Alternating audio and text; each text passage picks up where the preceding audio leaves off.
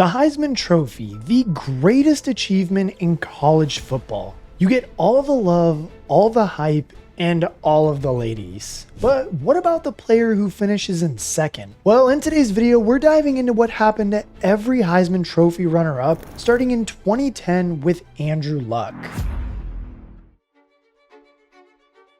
Now, from 2010 to 2011, college football was dominated by three names: Cam Newton, Robert Griffin III, and Andrew Luck. And well, in 2010, Cam Newton didn't just win the Heisman, he absolutely bulldozed his way to winning it. He passed for over 2,800 yards, rushed for over 1,400 more, and totaled 50 touchdowns on the season, while leading Auburn to a perfect 14-0 record in a national championship win. I mean, truthfully, Cam Newton looked more like a video game character than a real person with some of the plays he was making.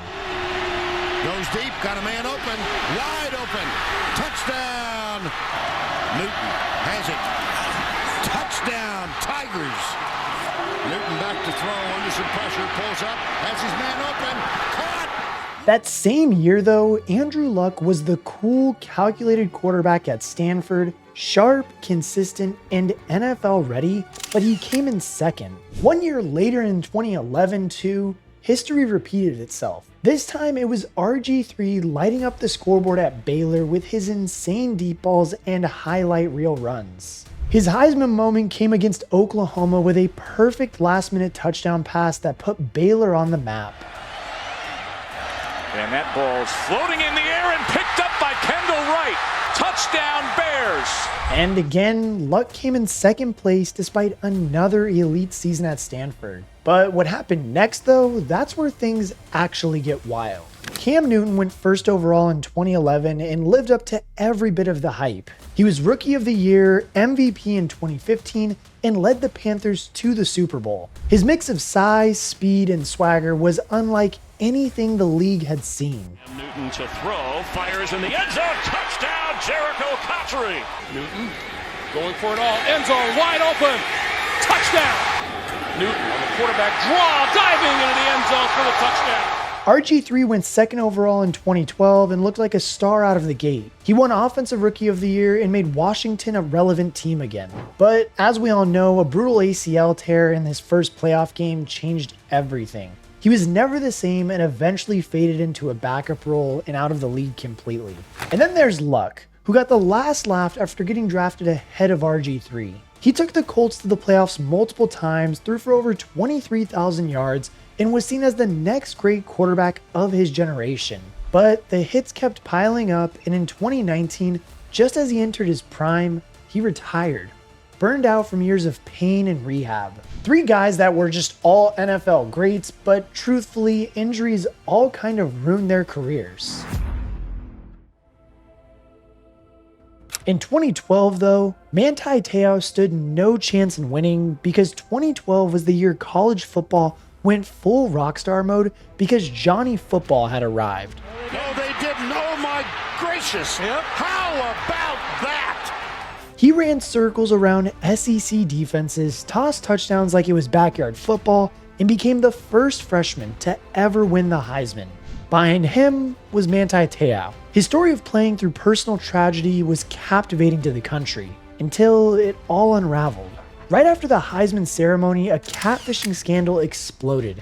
It rocked his reputation and became one of the strangest stories in sports history. Jaws dropped across the country when people learned the heartbreaking and well-publicized death of a college football star's girlfriend. They learned that it never happened and the girlfriend never even existed. Notre Dame's Manti Tea says he was the victim of a sick joke. The story about his girlfriend dying is completely made up. In the NFL, Manziel went to the Browns in the first round, but crashed out fast. Off-field distractions, poor preparation, and an unwillingness to adapt ended his career after just 2 seasons. Tea, meanwhile, he carved out a pretty solid career while he was in the league. He definitely wasn't a star, but he played 8 seasons in the NFL, mostly as a dependable linebacker for the Chargers and Saints, and his name became a meme, but his game earned respect in the locker room. Funny enough though, just the year after Johnny Manziel became the first freshman to ever win the Heisman, it happened again. This time it was Jameus Winston beating out A.J. McCarron.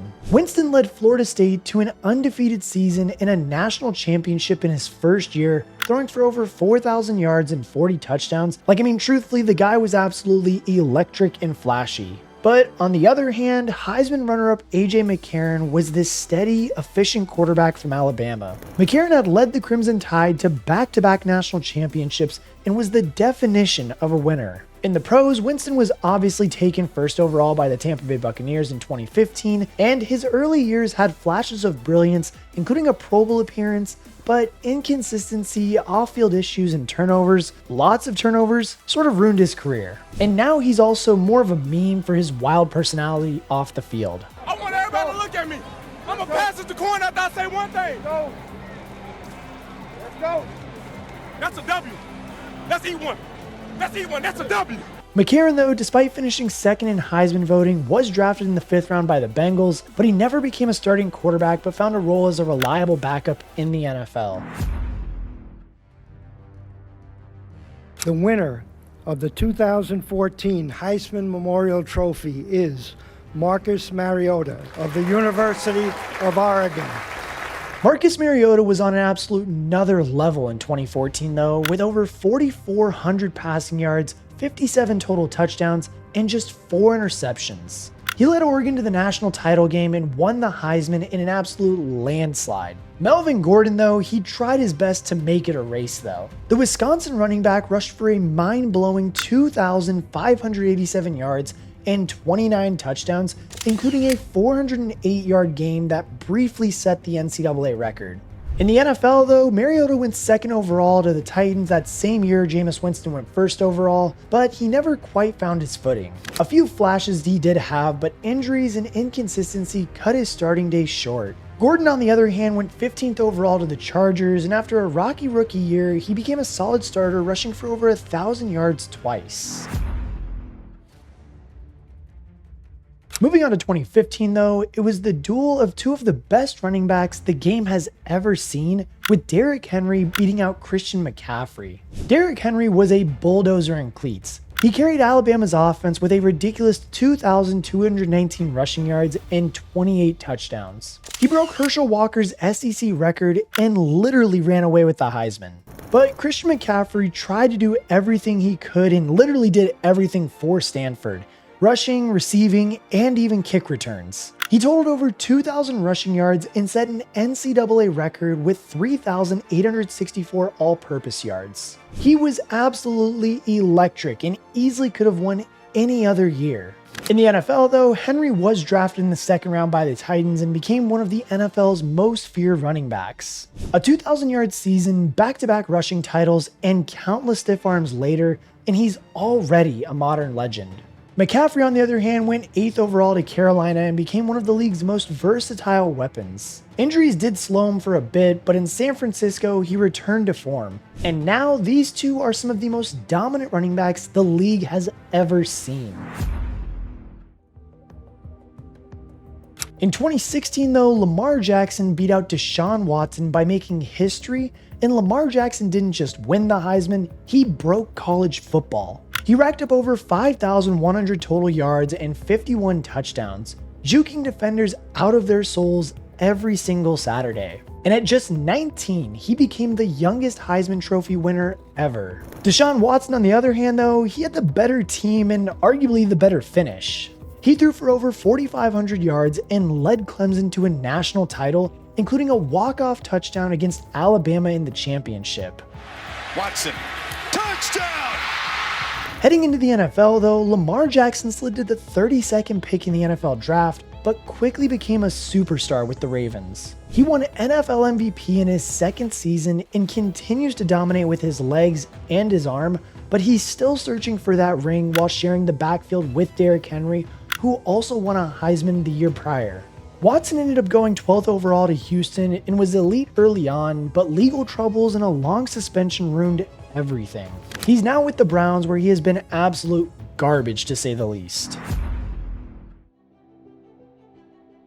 2017, though, brought us Baker Mayfield, who was the walk-on turned superstar, beating out Bryce Love. With nearly 5,000 passing yards, 43 touchdowns, and swagger for days, he lit up defenses and planted flags on rival fields. He led Oklahoma to the playoff and made Heisman history as the first former walk-on to win the award. On the other hand though, Bryce Love, the Stanford running back, put up over 2,100 rushing yards and 19 touchdowns, often even playing hurt. The dude had home run speed and was an absolute nightmare in the open field. In the NFL though, Baker went number 1 overall in 2018 and helped revive a cursed Browns franchise, even winning a playoff game and now dominating with the Bucs. But Love's story is a little bit more tragic.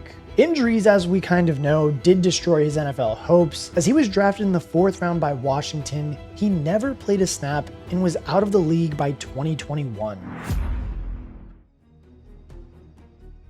Now, just a year later though, Kyler Murray replaced Baker Mayfield and somehow took over Oklahoma's offense and took it to an even wilder level, beating out Tua Tagovailoa. He threw for over 4,300 yards, ran for another 1,000, and totaled 54 total touchdowns and won the Heisman, making Oklahoma the first school to produce back-to-back Heisman quarterbacks. What's crazy about it too is that Tua was the frontrunner for most of the year. I mean, he had 3,900 yards, 43 touchdowns, and barely played in the 4th quarter. But a late season injury and shaky SEC title game gave Kyler just enough room to steal the trophy. Kyler then went number 1 overall to the Cardinals and made 2 Pro Bowls, but his NFL career has been a roller coaster. Big plays, big contracts, and big injuries. On the back end for the Patriots, here's Murray. He takes off and stumbles, brought down at the 44 as he picked. Tua, on the other hand, went 5th overall to Miami, and after a slow start and scary concussions, he's bounced back strong, leading the league in a passer rating in 2022, but injuries too have been a big story in his career. In trouble, 0-2. Tua Tagovailoa throwing off his back foot with the rush in his face there. Tua Tagovailoa was roughed at the end of the release. Still, overall though, both players are currently solid quarterbacks on solid teams.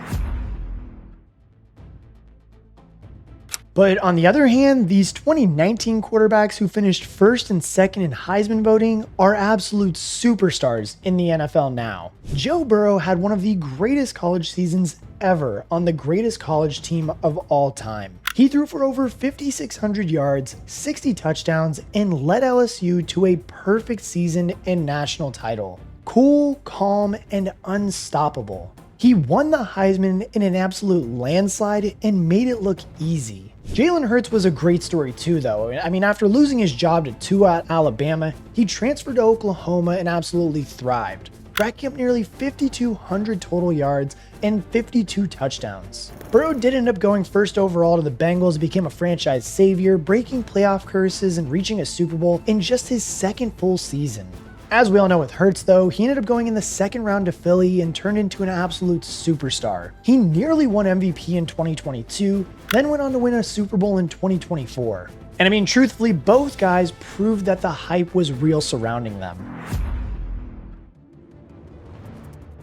In 2020 though, one of the most shocking outcomes in Heisman history would happen. Devonta Smith became the first wide receiver to win the Heisman in nearly 30 years, and he absolutely earned it. Over 1,800 receiving yards, 23 touchdowns, and highlight plays every weekend. And speaking of Philly, he also got a ring with Hertz this past year. Trevor Lawrence, on the other hand, was the face of college football for 3 straight years. He threw for over 3,100 total yards and 24 touchdowns in just 10 games. He was as polished as prospects come, but missing time due to COVID may have cost him the Heisman. Lawrence did go 1st overall to the Jaguars, and after a rocky rookie season, he took a leap under Doug Peterson and helped turn Jacksonville into a playoff team again, but he still hasn't reached the superstar potential we expected out of him. In 2021 though, Bryce Young was your Heisman winner. But just behind him was one of my favorite players, Aiden Hutchinson, a monster edge rusher. With 14 sacks and endless motor, he helped Michigan beat Ohio State and make the college football playoff for the first time ever. In the NFL, Young went 1st overall to the Panthers in 2023, and it's been, well, interesting so far. Is he that franchise guy? Right now, I'm still not sure enough to say whether he is or isn't. But Hutch, on the other hand, yeah, that dude is a superstar when he's back on the field. He landed in Detroit at number 2 and became an instant game changer. Double-digit sacks, big-time energy, and a huge role in turning the Lions into legit contenders. Moving on to 2022 though, we have Max Duggan. Because I mean, look, Caleb Williams looks like a future NFL star in real time. With over 4,500 total yards and 52 touchdowns, he made off-script plays look effortless and carried USC back to relevance. Truthfully also, Max Duggan wasn't even supposed to start that year, but once he got the starting job, he never let go of it. He was tough as nails and emotional as hell. He threw his body on the line to lead TCU to an undefeated regular season and a national title appearance. I mean, hell, his Big 12 title game performance alone nearly stole that Heisman trophy. After Williams did win the Heisman that year, he did return to college for one more season, then went number 1 overall in the 2024 draft to the Bears, but had a bit of a rough rookie season, and he might be seeing stars after taking an insane 68 sacks. Duggan, on the other hand, was drafted late by the Chargers and is still developing behind Justin Herbert, so his NFL journey hasn't quite started yet. The year 2023, though, brings us Michael Penix losing to Jayden Daniels, and I mean, Jayden Daniels played like a human highlight reel. He threw for over 3,800 yards, rushed for over 1,100, and totaled 50 touchdowns. His speed, deep ball, and decision-making made LSU's offense almost impossible to stop. He became just the second LSU quarterback to win the Heisman, following in Joe Burrow's footsteps. Michael Penix Jr., on the other hand, led Washington to a perfect regular season and a national title appearance as he threw for over 4,900 total yards with a cannon of an arm, making deep shots look so easy. In the NFL though, Daniels went number 2 overall to the Commanders, and he was every bit as good, if not better, than he was in college. Penix was taken in the first round by the Falcons, a very odd move because they had just signed Kirk Cousins to a massive contract. But after Cousins played poorly this past season, Penix got his shot, and it looked like he'll be taking the starting job heading into the 2025 season. Finally though, we have Travis Hunter beating out Ashton Jeanty in one of the craziest Heisman races of all time. Travis Hunter made history as the first two-way player to win the Heisman since Charles Woodson in 1997. He dazzled on both sides of the ball for Colorado, recording 92 receptions for 1,152 yards and 14 touchdowns as a wide receiver, while also earning Big 12 Defensive Player of the Year honors with 4 interceptions and 15 pass breakups as a cornerback. But here's the thing, I don't think he should have won.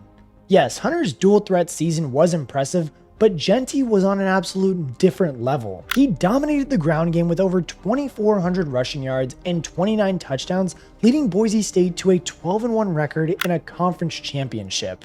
His consistency and sheer dominance every single week just seemed more Heisman worthy to me, at least. And yes, I get the love for Hunter's versatility, but Jeanty's dominance every single week was wild. His consistent game-breaking performances were more than worthy of the trophy, and in my mind, if either of the two soon-to-be top 10 draft picks were more deserving, it was Jeanty.